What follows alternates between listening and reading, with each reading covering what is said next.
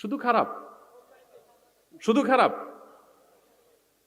President প্রধানমন্ত্রীকে দাওয়াত দিয়ে যদি আপনি একটু ফুলের তোড়াটা একটু কম দামা দেন বা চেয়ারটা একটু নর্মালও হয়, তাতেও এত রাগ হবে না যত রাগ হবে এই আচরণটা দ্বারা, যে আমি রাষ্ট্রের সর্বোচ্চ পদে থাকা মানুষ, আমার অধীনস্থের একজন সাধারণ একজন মানুষ, তাকে তুমি আমার মতো প্রটোকল দিলে এটা তো আমার অপমান করলা, ঠিক না বে ঠিক?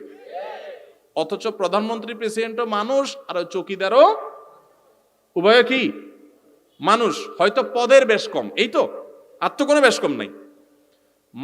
মানুষে যদি এইরকম নিজের একজন মর্যাদাবানের মর্যাদা যদি একজন তার চাইতে অধীনস্থকে যদি সমমর্যাদা দেওয়া হয়, এটা যদি তার জন্য অপমানের হয়, তো মহান আল্লাহর কাছে আমরা সেজদা করি, তার কাছে দোয়া করি, তার কাছে প্রার্থনা করি।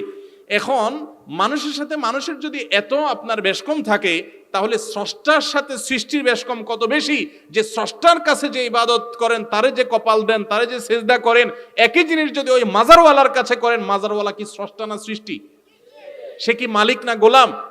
তাহলে গোলামকে যদি আল্লাহর মতো মর্যাদা দেন, তাহলে এটা আল্লাহর জন্য কত বড় আল্লাহর রাগান্বিত হওয়ার কথা। আল্লাহকে তো অপমান করা যায় না, মানে আল্লাহকে অপমান করার হীন চেষ্টা কত জঘন্যভাবে হয়। এই জন্য শিরকের এই অপরাধটা আল্লাহর কাছে সবচেয়ে বড় অপরাধ।